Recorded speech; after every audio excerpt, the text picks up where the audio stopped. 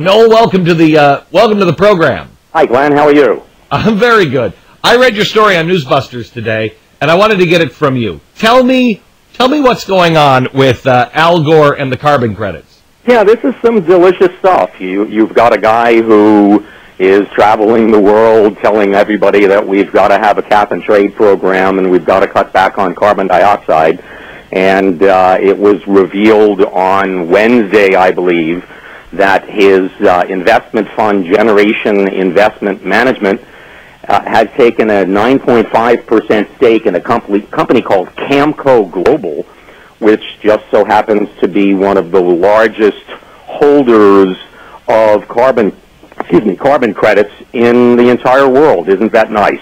And what was kind of interesting is about 2 months ago, one of my colleagues wrote an article about this fact that Gore does indeed have a vested interest in all of these carbon credits and the expansion of carbon trading.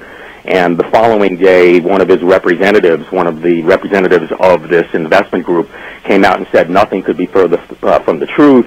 GIM has no investments whatsoever in carbon credits, and Mr. Gore has absolutely no vested interest in the expansion of carbon trading. Well, 2 months later, we find out that's not true. Now, it may have been true at the time, but it isn't true now. So what was interesting is on Wednesday we find out that GIM has a 9.5% stake in this group, and on Monday Mr. Gore is praising the climate change bill in front of the Senate, saying that we desperately need to cut carbon dioxide. Well, he now is in a position to definitely benefit from the United States entering into a cap and trade program, benefit financially. Definitely, there's no longer any question about that. And yet, no news outlet, from what I can tell, other than Newsbusters, reported. You know, and I know, Noel, that what will be said is, what's the problem with he believes in the cause, because this has already been said. I have said, of course the oil companies are going to fight people like Al Gore. Of course they are. They should fight people like Al Gore. They're in business. They're fighting for their life. And everybody who has taken $1 from oil, and I'm still begging for those dollars. Big oil, I am for sale. I am so for sale.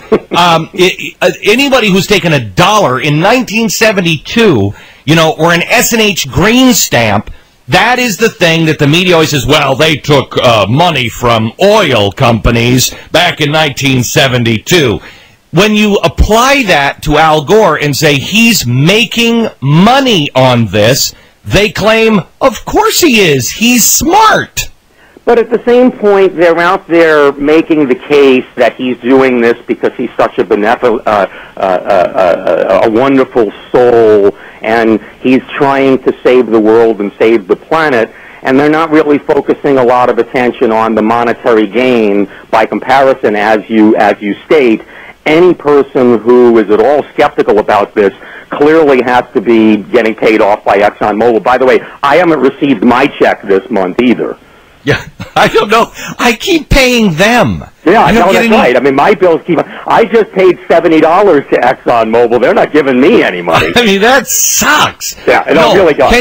Can you explain, because most people don't understand cap and trade. First of all, they're saying that it's dead in the Senate. This thing is totally dead. They made a big mistake on this. And what's interesting is I was speaking to Senator Inhofe on, I don't know whether it was Monday or Tuesday. Actually, it may have even been Wednesday.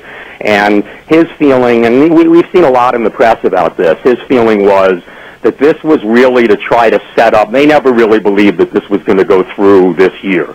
The goal was more to try to set it up for 2009 when hopefully either Obama is president or McCain's position on this isn't all that different from Obama's. No, it's not. They may just be looking to get George Bush out of office here. All this was to be able to have something in the campaign. We tried to get a carbon cap.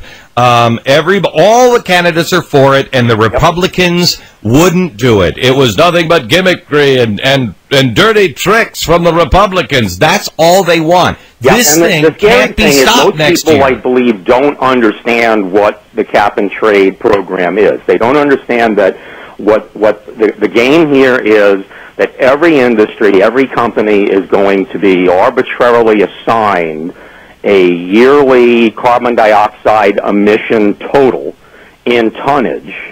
And if you exceed that total, you're either going to have to pay a tax to the government or you're going to have to buy someone else's underage from them. The Wall Street Journal on Tuesday, where he made the case, and I think it's quite accurate, that this is a regressive tax, meaning that the further down the income ladder you go, the greater the percentage hit you're going to take. And what's interesting here is, the Democrats are always talking about how they're the people for the poor. Well, this type of a program is going to hit, the cap-and-trade program is going to hit the poor proportionately much greater than it's going to hit people who have money, and much greater than it's going to hit corporations, because corporations will just transfer that expense to us. And the other thing that's kind of interesting here is I think one of the mistakes that the Democrats made here is they're constantly talking about how this type of a program really is going to hit the wallets of the oil companies. This is what we want to go after. We want to go after the oil company. But in reality, since the oil company is just going to transfer that expense onto the consumer, it's really not going to hurt the oil company. It's going to hurt us. And I think that they misunderstood in the midst of them. And I asked this question of Inhofe: were we somewhat benefited by the rise in energy prices in the past couple of years, where they are now, and the rise in food prices? Did it make this package DOA? And the answer was definitely yes. And what was interesting is that the media were really not in favor of this program. In favor of this bill. A lot of the editorials made it quite clear that in a rising energy price environment, this is the wrong time. I mean, even the New York Times I think it was either Wednesday or Thursday, had an article basically saying this deal looks dead largely because of energy prices at this point. Well, I also saw a New York Times editorial, I think it may have been last week, that talked about how this was just a giant game, how the spending in Washington was going out of control with this, that it was just a way to raise money for more spending. I couldn't believe I read it in the New York Times, but I did. And the other scary aspect here is, if you remember from Frank Herbert's Dune, the principle was, he who controls the spice controls the universe. Well, he who controls carbon dioxide clearly controls the universe, since we're all based upon carbon dioxide.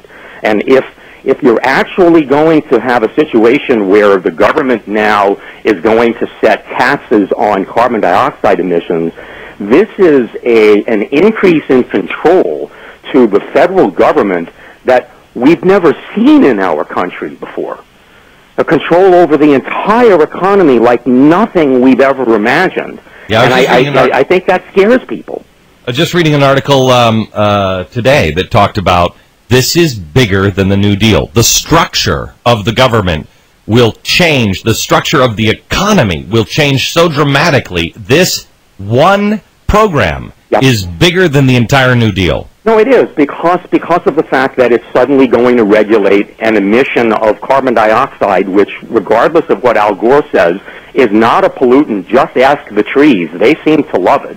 I mean, this whole concept, one of the things that's amazing to me is how the global warming alarmists have been able to convince a percentage of the population, and when I do speaking engagements on this subject, it's amazing to me the number of people that actually believe that the atmosphere acting as a greenhouse is a bad thing. Now, if the atmosphere didn't act as a greenhouse, let's say like on Mars, where there's a real thin atmosphere and therefore not much of a greenhouse, during the day we get up to 200 degrees, and at night we get down to 100 degrees below zero. Yeah. The greenhouse is actually a good thing. I know. Noel, thank you very much. That's Noel Sheppard from Newsbusters.